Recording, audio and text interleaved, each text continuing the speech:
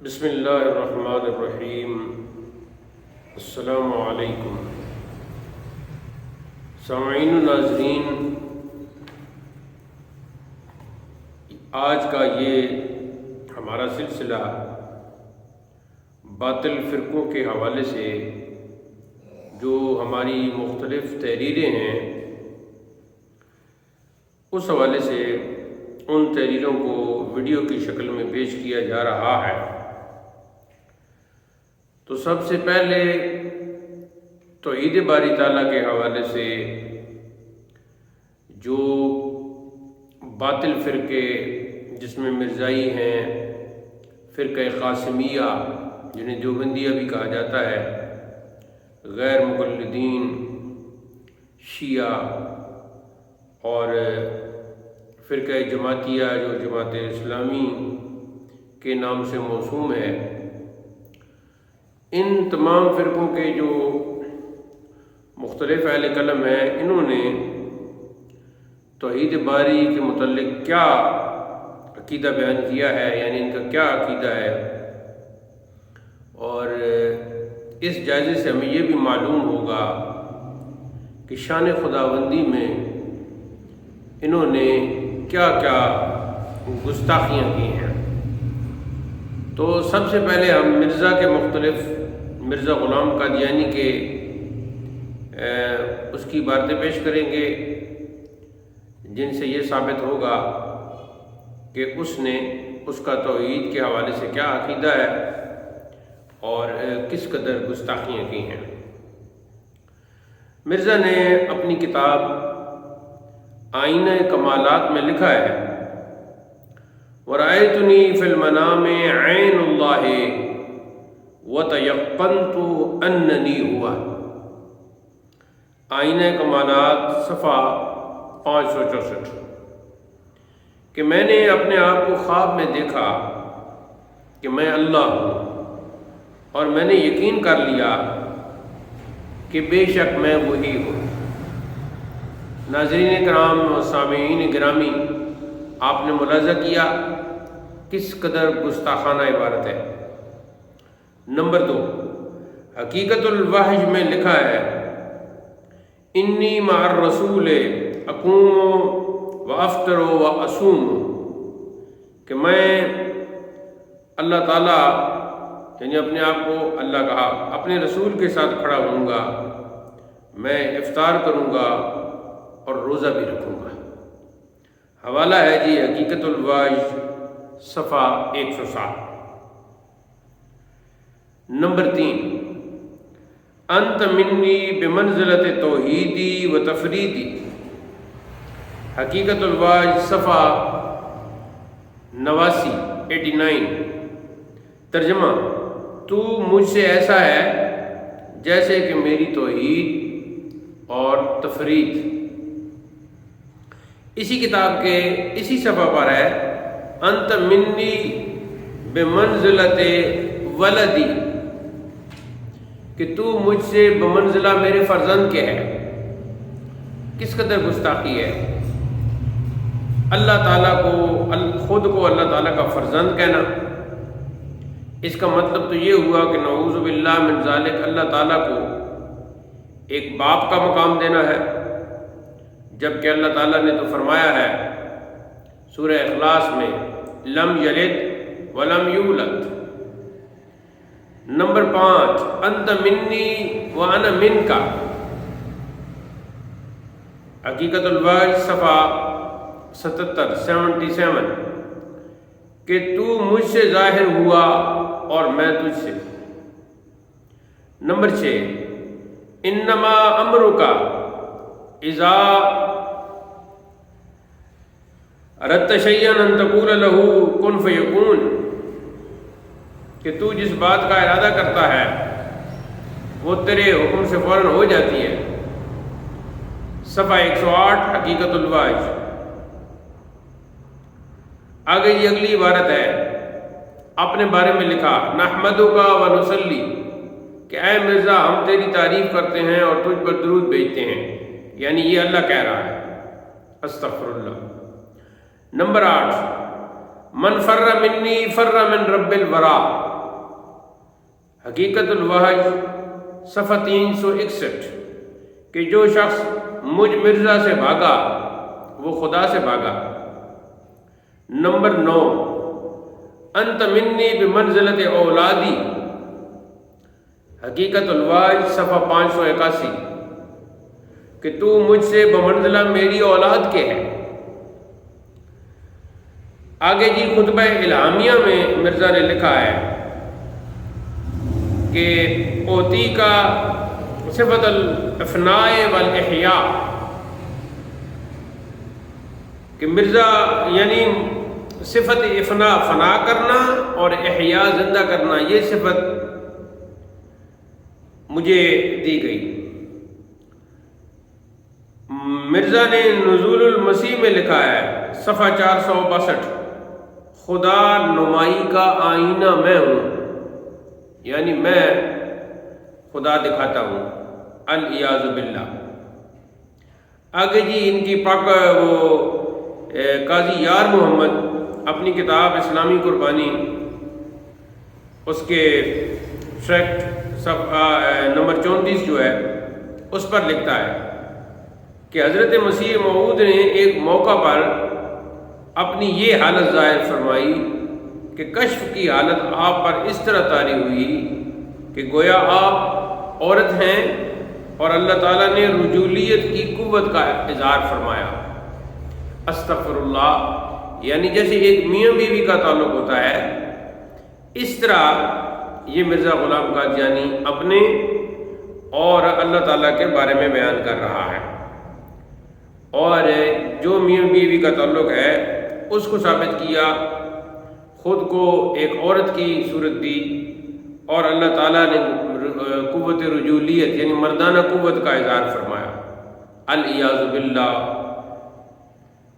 آگے جی نمبر 12 مرزا کے نزدیک معاذ اللہ خدا جھوٹ بولتا ہے۔ دیکھیں اس کے میرا یہ ذاتی تجربہ ہے کہ بسا اوقات خدا تعالیٰ میری نسبت یا میری اولاد کی نسبت یا میرے کسی دوست کی ایک آنے والی بلا کی خبر دیتا ہے، اور جب اس کے دفع کے لیے دعا کی جاتی ہے تو پھر دوسرا الہام ہوتا ہے کہ ہم نے اس بلا کو دفع کر دیا۔ پس اگر اس طرح پر وعید کی پیشن گوئی ضروری الوقوع ہے تو میں 20 دفعہ جھوٹا بن سکتا ہوں۔ حقیقت الوحج صفحہ 195۔ اب اسی کی دوسری عبارت اسی حوالے سے ہے کہ دنیا کی تمام قومیں اس بات پر اتفاق رکھتی ہیں کہ آنے والی بلائیں خواہ وہ پیشن گوئی کے رنگ میں ظاہر کی جائیں اور خواہ صرف خدا تعالیٰ کے ارادہ میں مخفی ہوں، وہ صدقہ خیرات اور توبہ استغفار سے ٹل سکتی ہیں۔ اسی موضوع کی ایک اور عبارت، یہ تمام دنیا کا مانا ہوا مسئلہ اور اہل اسلام اور نصارہ اور یہود کا متفق علیہ عقیدہ ہے کہ وعید یعنی عذاب کی پیشگوئی بغیر شرط توبہ اور استغفار اور خوف کے بھی ٹل سکتی ہے۔ استغفر اللہ، تحفہ غزنویہ صفحہ 5۔ اب یہ تینوں جھوٹ اور اس جیسے اور بہت سے جھوٹ مولوی محمد مرتضیٰ حسن دیوبندی نے بھی اپنی کتاب اشد العذاب میں لکھے ہیں، اور مرزا کو جھوٹ بولنے کی ہمت اور جرأت کیسے ہوئی اس بات کا اندازہ آپ کو آئندہ صدور کے پڑھنے سے ہو جائے گا۔ تو یہ عبارت بن جائے گی جی نمبر 13۔ مرزا صاحب اپنے ایک الہام کا ذکر کرتے ہیں کہ خدا نے مجھ پر یہ الہام کیا، میں نے ارادہ کیا کہ زمین پر اپنا جانشین پیدا کروں، سو میں نے اس آدم کو پیدا کیا، تو یہ مرزا شریعت کو قائم کرے گا اور دین کو زندہ کرے گا۔ یہ خدا کا رسول ہے، نبیوں کے لباس میں دنیا اور آخرت میں مرتبے والا اور خدا کے مقربوں میں ہے۔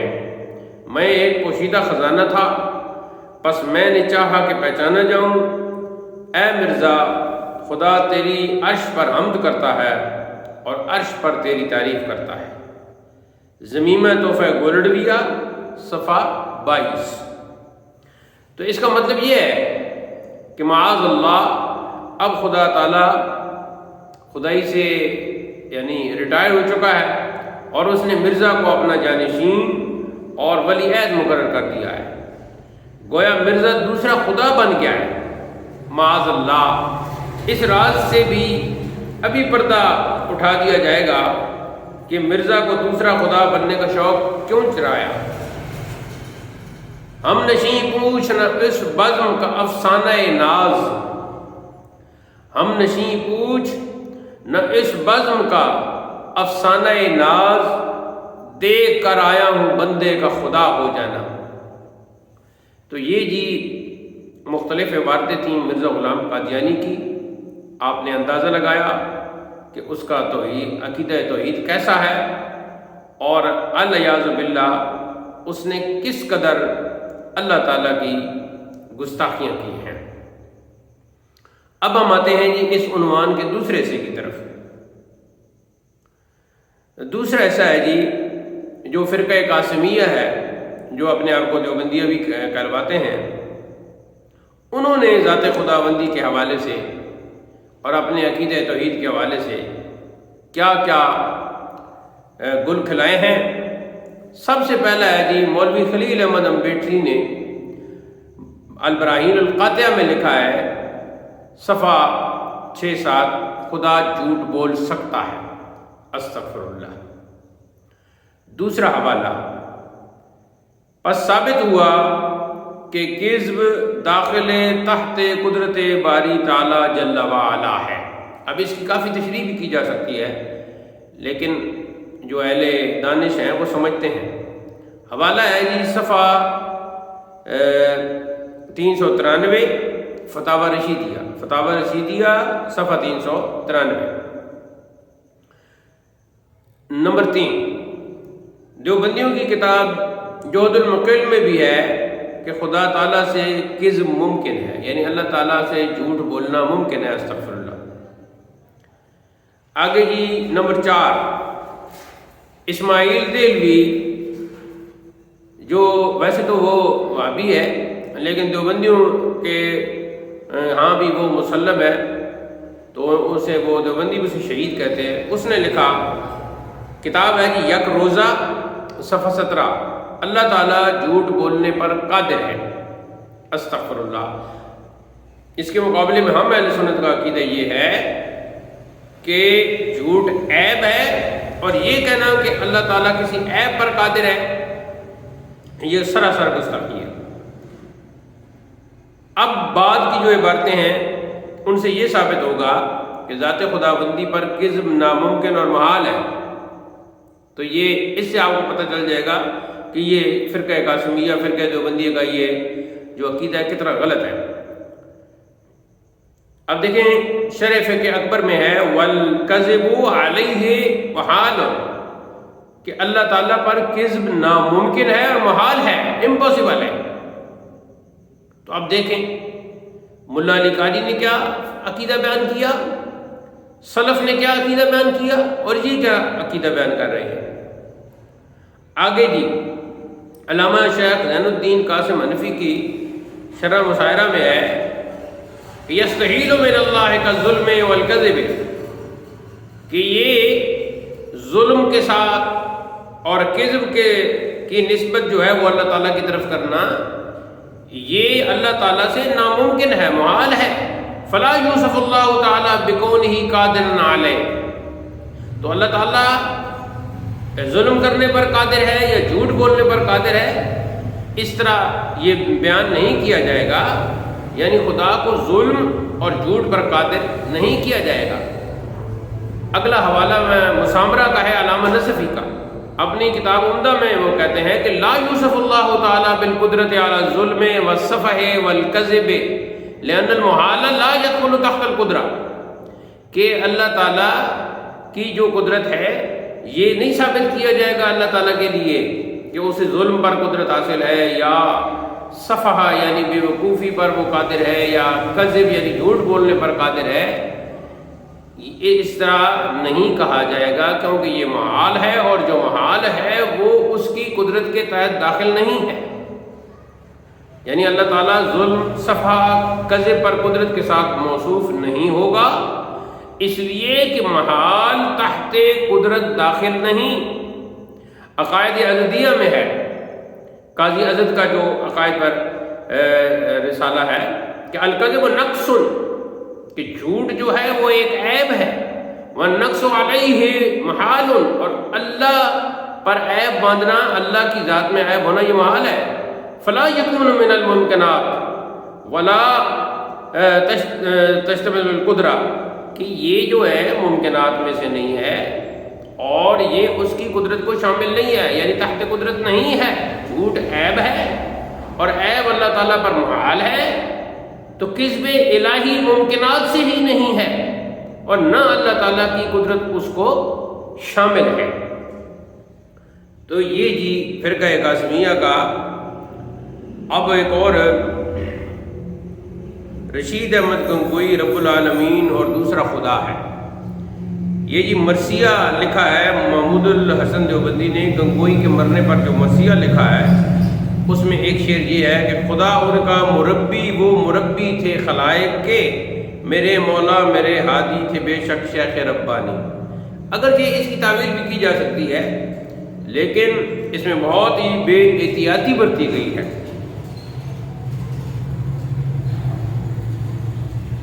اب یہاں مربی کا جو لفظ ہے، رب کا معنی اور مربی کا معنی یہ آپس میں ہم معنی ہے، اور خلائق کا جو لفظ ہے، خلائق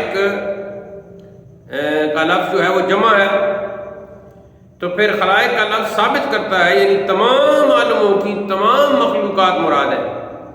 پس معلوم ہوا کہ دیوبندیوں کے امام ربانی تمام عالموں کی تمام خلائق کے رب ہیں، یعنی گنگوئی صاحب گویا پورے عالمین کے مربی ہیں، پورے عالمین کے رب ہیں۔ تو یہ بہت ہی اس میں بے احتیاطی برتی گئی ہے۔